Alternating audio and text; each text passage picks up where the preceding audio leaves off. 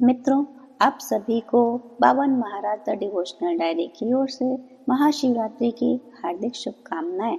मित्रों, महाशिवरात्रि केवल एक पर्व नहीं बल्कि आत्मा और परमात्मा के मिलन की रात मानी जाती है। इस समय पृथ्वी पर आध्यात्मिक ऊर्जा चरम पर होती है। मन, शरीर और आत्मा को शुद्ध करने का यह श्रेष्ठ अवसर होता है। शास्त्रों में कहा गया है कि इस रात्रि की गई पूजा हजारों जन्मों के पापों को शांत कर देती है। मित्रों, अधिकतर जनमानस केवल यही जानते हैं कि महाशिवरात्रि केवल भगवान शिव और माता पार्वती के विवाह के उपलक्ष्य में मनाया जाता है, परंतु कुछ विद्वानों का मानना है कि शिवरात्रि के दिन ही भगवान शिव ने कालकूट नाम का विष पिया था, जो सागर मंथन के समय समुद्र से निकला था। परंतु शिव पुराण में एक शिकारी से जुड़ी एक कथा का वर्णन किया गया है। आज के इस वीडियो में हम शिव पुराण में वर्णित महाशिवरात्रि की इसी कथा को बताने जा रहे हैं। कथा के अनुसार पौराणिक काल में किसी वन में एक भील रहता था। उसका परिवार बड़ा था। वह बलवान और क्रूर स्वभाव का होने के साथ ही क्रूरतापूर्वक कर्म भी किया करता था। वह प्रतिदिन वन जाकर हिरण और अन्य जानवरों को मारा करता था और वहीं रहकर अनेक प्रकार की चोरियां भी करता था। बचपन से ही उसने कोई अच्छे कार्य नहीं किए थे। इस तरह का कार्य करते करते उस भील का बहुत समय बीत गया, परंतु एक दिन महाशिवरात्रि का वो दिन था। लेकिन भील का अधिकतर समय घने जंगलों में व्यतीत होता था, जिस कारण उसे इस दिन के बारे में नहीं पता था। उस दिन उस भील के माता पिता और पत्नी भूख से व्याकुल होकर उसे खाने की मांग करने लगे। उनके बार बार याचना करने पर वह भील तुरंत धनुष लेकर जंगल की ओर चल दिया और हिरणों के शिकार के लिए वह वन में घूमने लगा। परंतु उस दिन उसे कुछ नहीं मिला और सूर्य अस्त हो गया। इससे उसको बड़ा दुख हुआ और वो सोचने लगा, अब मैं क्या करूं, कहाँ जाऊं? आज तो मुझे कुछ नहीं मिला। घर में बच्चों और माता पिता का क्या होगा? मेरी पत्नी भी भूख से तड़प रही है। अतः उन सब के लिए मुझे कुछ लेकर जाना चाहिए। ऐसा सोचकर वह शिकारी एक जलाशय के पास पहुंचा और वहीं खड़ा होकर मन ही मन विचार किया कि यहाँ कोई न कोई जीव पाने के लिए अवश्य आएगा। उसी को मारकर उसे साथ लेकर प्रसन्नता पूर्वक घर को जाऊंगा। ऐसा निश्चय करके वो शिकारी एक बेल के पेड़ पर चढ़ गया। उसके मन में केवल यही चिंता थी कि कब कोई जीव आएगा और कब मैं उसे मारूंगा। इसी प्रतीक्षा में वह भूख प्यास से पीड़ित वहां बैठा रहा। रात का पहला प्रारंभ हुआ तो एक प्यासी हिरनी वहां आई, जिसे देखकर उस शिकारी को बहुत खुशी हुई और उसने तुरंत ही उसे मारने के लिए अपने धनुष पर अपने बाण का एक संधान लिया। ऐसा करते हुए उसके हाथ के धक्के से बिलपत्र नीचे गिर गया। उस पेड़ के नीचे शिवलिंग था, जिसके बारे में वह शिकारी नहीं जानता था। इस तरह अनजाने में बिलपत्र से भगवान शिव की प्रथम प्रहर की पूजा संपन्न हो गई। उस पूजा के महात्म्य से उस शिकारी का बहुत सा पाप तत्काल नष्ट हो गया। उधर वहां पेड़ों की खड़खड़ाहट को सुनकर हिरनी ने भय से ऊपर देखा। शिकारी को देखते ही वह भय से व्याकुल हो गई और बोली, हे शिकारी, तुम क्या करना चाहते हो? तब शिकारी बोलता है, आज मेरे परिवार के लोग भूखे हैं, इसलिए मैं तुमको मारकर उनकी भूख मिटाऊंगा और उन्हें तृप्त करूंगा। शिकारी ने जब बाण तान दिया तब हिरनी ने सोचा, अब मैं क्या करूं, कहाँ जाऊं, कोई उपाय सोचती हूँ। ऐसा विचार कर हिरनी बोली, हे शिकारी, मेरे मांस से तुम्हें सुख मिलेगा। इस निरर्थक शरीर के लिए इससे अधिक महान पुण्य का कार्य और क्या हो सकता है? उपकार करने वाले प्राणी को इस लोक में जो पुण्य मिलता है उसका वर्णन नहीं किया जा सकता।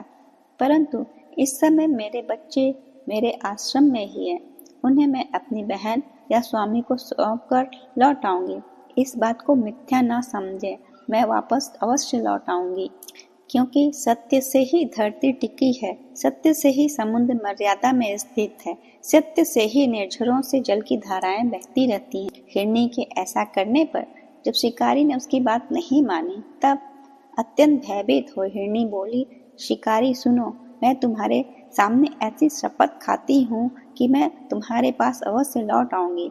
ब्राह्मण यदि वेद बेचे और तीनों काल संध्या वंदन न करे तो उसे जो पाप लगता है, किए हुए उपकार को न मानने वाले, भगवान शंकर से विमुख रहने वाले तथा विश्वासघात तथा छल करने वालों लोगों को जो पाप लगता है, उसी पाप से मैं भी लिप्त हो जाऊं यदि मैं लौट कर न आऊं। इस प्रकार अनेक प्रकार से शपथ खाकर जब हिरनी चुपचाप खड़ी हो गई तब उस शिकारी ने उस पर विश्वास करके कहा, अच्छा अब तुम अपने घर को जाओ। जब वह हिरनी बड़े हर्ष के साथ पानी पीकर अपने आश्रम मंडल में गई तो इतने में रात का वो पहला प्रहर शिकारी के जागते जागते ही बीत गया। तब उस हिरनी की बहन यानी दूसरी हिरनी वहां जल पीने आ गई। उसे देखते ही शिकारी ने बाण को तरकस से खींचा। ऐसा करते समय पुनः पहले की भांति भगवान शिवलिंग पर बेलपत्र गिरे। उसके द्वारा अनजाने में ही भगवान शिव की दूसरे प्रहर की भी पूजा संपन्न हो गई। हिरनी ने उसे बाण खींचते देख शिकारी से कहा, हे शिकारी, तुम ये क्या कर रहे हो? शिकारी ने पहले की भांति उत्तर दिया, मैं अपने भूखे कुटुंब को तृप्त करने के लिए तुम्हें मारूंगा। यह सुनकर वह हिरनी बोली, मेरा शरीर धारण सफल हो गया, क्योंकि इस निरर्थक शरीर के द्वारा उपकार होगा, परंतु मेरे छोटे छोटे बच्चे घर में हैं, अतः एक बार मैं जाकर उन्हें अपने स्वामी को सौंप दूं, फिर तुम्हारे पास लौट आऊंगी। हिरनी की बात सुनकर शिकारी बोला, मुझे तुम्हारी बात पर विश्वास नहीं है, मैं तुम्हें मारूंगा, इसमें संशय नहीं है। शिकारी की बात सुनकर हिरनी भगवान विष्णु की शपथ खाती हुई बोली, शिकारी, मैं जो कुछ भी बोलती हूँ उसे सुनो। यदि मैं लौट कर न आऊं तो मेरा सारा पुण्य हार जाऊं, क्योंकि जो वचन देकर उसे पलट जाता है वह अपने पुण्य को हार जाता है। जो पुरुष अपनी विवाहिता स्त्री को त्याग कर दूसरे स्त्री के पास जाता है, वैदिक धर्म का उल्लंघन करता है और कपोल कल्पित धर्म पर चलता है, भगवान विष्णु का भक्त होकर शिव की निंदा करता है, माता पिता के निधन तिथि पर श्राद्ध आदि न करके उनसे सूना बिता देता है तथा मन में संताप का अनुभव करके अपने दिए वचनों को पूरा करता है, ऐसे लोगों को जो पाप लगता है वही मुझे भी लगे यदि मैं लौट कर न आऊं। हिरनी के ऐसा कहने पर शिकारी ने कहा, जाओ। उसके बाद हिरनी जल पीकर हर्षपूर्वक अपने आश्रम को गई। इतने में रात का दूसरा प्रहर भी शिकारी के जागते जागते बीत गया। इसी समय तीसरा प्रहर आरंभ हो जाने पर हिरनी के लौटने पर कुछ विलंब हुआ जान शिकारी उसकी खोज करने लगा। इतने में ही उसने जल मार्ग से एक हिरण को देखा। वह बड़ा हष्ट-पुष्ट था। उसे देखकर शिकारी को बड़ा हर्ष हुआ और वह धनुष पर बाण रखकर उसे मार डालने को तत्पर हुआ। ऐसा करते समय उसके प्रारब्धवश कुछ बिल्वपत्र शिवलिंग पर गिरे। इससे शिवलिंग की तीसरे प्रहर की पूजा भी संपन्न हो गई।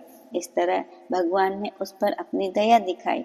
पत्तों के गिरने की आवाज सुनकर उस हिरण ने शिकारी की ओर देखा और पूछा, ये क्या कर रहे हो? शिकारी ने कहा, मैं अपने कुटुंब की भूख मिटाने के लिए तुम्हारा वध करूंगा। शिकारी की बात सुनकर हिरण के मन में बड़ा हर्ष हुआ और तुरंत ही वह बोला, मैं धन्य हूँ, मेरा हृष्ट पुष्ट शरीर होना सफल हो गया, क्योंकि मेरे शरीर से आपके परिवार की तृप्ति होगी। जिसका शरीर परोपकार के काम में नहीं आता उसका सब कुछ व्यर्थ चला जाता है। जो सामर्थ्य रहते हुए भी किसी का उपकार नहीं करते उसकी वह सामर्थ्यता व्यर्थ चली जाती है तथा वह परलोक में नरक भोगता है।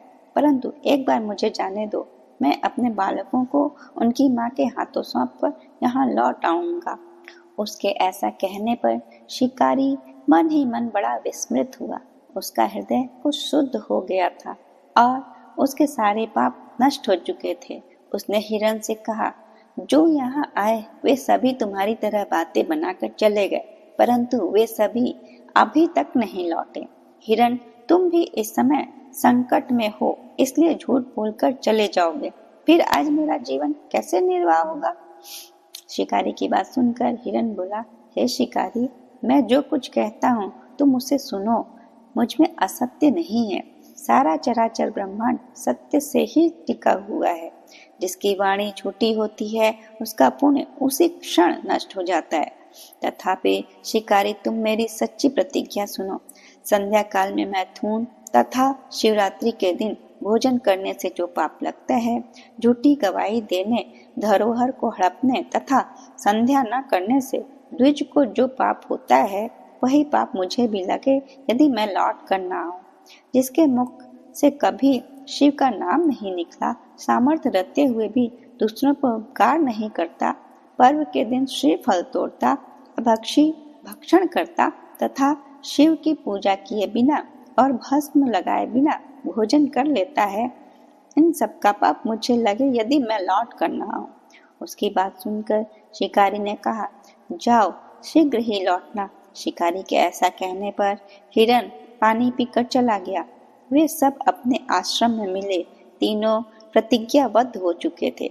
आपस में एक दूसरे के वृतांत को भली भांति सुनकर सत्य के पार्श्व से बंधे हुए उन सभी ने यही निश्चय किया कि वहां अवश्य जाना चाहिए। इस निश्चय के बाद वह बच्चों को आश्वासन देकर वे सब जाने के लिए उत्सुक हो गए। उस समय बड़ी हिरनी ने अपने स्वामी से कहा, स्वामी, आपके बिना बच्चे कैसे रहेंगे? प्रभु, मैंने ही वहां पहले जाकर प्रतिज्ञा की है, इसलिए केवल मुझे जाना चाहिए। आप दोनों यहीं रहो। उसकी बात सुनकर छोटी हिरनी बोली, बहन, मैं तुम्हारी सेविका हूँ, इसलिए आज मैं शिकारी के पास जाती हूँ, तुम यहीं रुको। यह सुनकर हिरण ने कहा, मैं ही वहां जाता हूँ, तुम दोनों यहाँ रहो, क्योंकि बच्चों की रक्षा माता से ही होती है। स्वामी की यह बात सुनकर दोनों हिरनी बोली, प्रभु, पति के बिना इस जीवन को धिक्कार है। तब उन सब ने अपने बच्चों को सांत्वना देकर उन्हें पड़ोसियों के यहाँ सौंप दिया और स्वयं उस स्थान के लिए प्रस्थान किया जहाँ शिकारी उनकी प्रतीक्षा में बैठा था। उन्हें जाते देख उनके बच्चे भी पीछे पीछे चले गए। उन्होंने यह निश्चय कर लिया था कि माता पिता की जो गति होगी वही हमारी भी होगी। उन सबको एक साथ आया देख शिकारी को बड़ी खुशी हुई। उसने धनुष पर बाण चलाया। उस समय पुनः बिलपत्र शिवलिंग के ऊपर गिरे। इससे शिवलिंग के चौथे प्रहर की शुभ पूजा भी संपन्न हो गई। उस समय शिकारी का सारा पाप तत्काल ही नष्ट हो गया। इतने में ही दोनों हिरनियों और हिरण बोले, हे शिकारी, शीघ्र ही कृपा करके हमारे शरीर को सार्थक करो। उनकी यह बात सुनकर शिकारी बड़े असमंजस में पड़ गया। शिव पूजा के प्रभाव से उसको दुर्लभ ज्ञान प्राप्त हो गया। उसने सोचा, ये हिरण ज्ञानहीन पशु होने पर भी धन्य हैं, जो ज्ञानहीन होकर भी अपने शरीर से परोपकार करना चाहते हैं। धिक्कार है मेरे जीवन को।